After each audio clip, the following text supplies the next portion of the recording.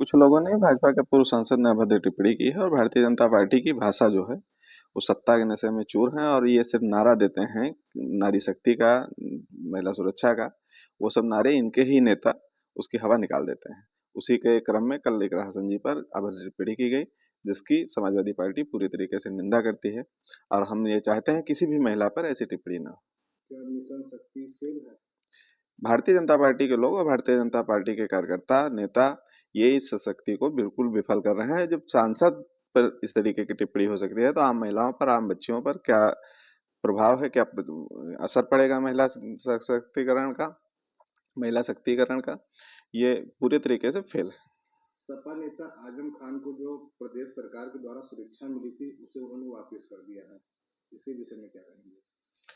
जिस व्यक्ति को आप लगातार अपनी सत्ता में प्रताड़ित कर रहे हो और उसे न्यायपालिका से अगर कोई आस दिखी, न्यायपालिका से जमानत मिली, तो एक सद्भाव बटोरने का काम करने के लिए आपने एक सुरक्षा के नाम पर एक मरहम लगाने का काम ना करके एक तरीके से कटे पर नमक छिड़कने का काम किया था। चूंकि सभी कष्ट आपके द्वारा कूटरचित थे, ना वो मुर्गी डकैत थे, ना उन्होंने शराब की दुकानों पर डकैती की थी।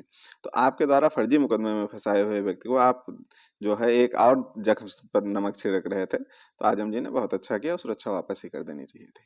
2 दिन पहले बसपा की एक रैली लखनऊ में हुई है, उसमें काफी लोग आए थे। क्या 27 चुनाव में बसपा की दावेदारी अच्छी रहेगी?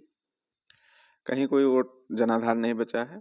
दलित तो समझ चुका है कि उसके वोटों का सौदा बहुजन समाज पार्टी करती आ रही है और वही करने का उन्होंने ताकत दिखाने का प्रयास किया। जो उन्होंने कहा कि हम अकेले चुनाव लड़ेंगे, वो कहीं ना कहीं पीडीओ को भ्रमित करने के लिए, दलित को भ्रमित करने के लिए मायावती जी फिर से अपने घरों से निकली और एक रैली करके ये संदेश दिया दलितों को कि आप लोग थोड़ा सा भ्रमित होकर हमारे साथ आइए, हम आपके वोटों का सौदा करें।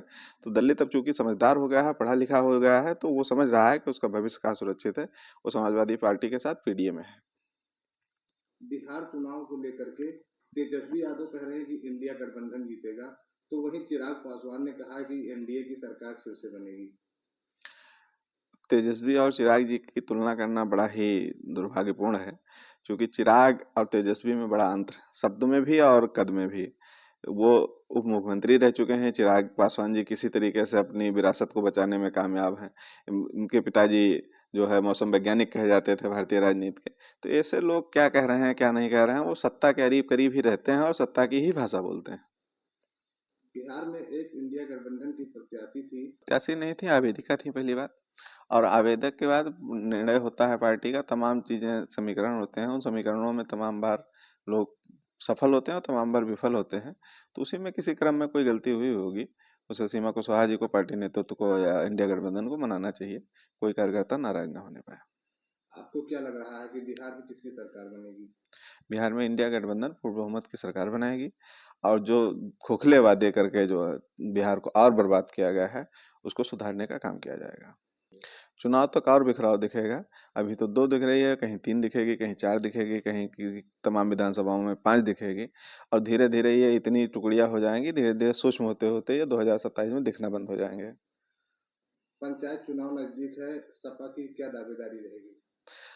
पार्टी संभवतः विचार कर रही है कि पंचायत चुनाव से हम दूरी बना लें, क्योंकि स्थितियां आए हैं कि पंचायत चुनाव सत्ता के दबाव में और प्रशासन के दबाव में कराए जाते हैं, जिसमें हमारे कार्यकर्ता अनावश्यक परेशान होते हैं।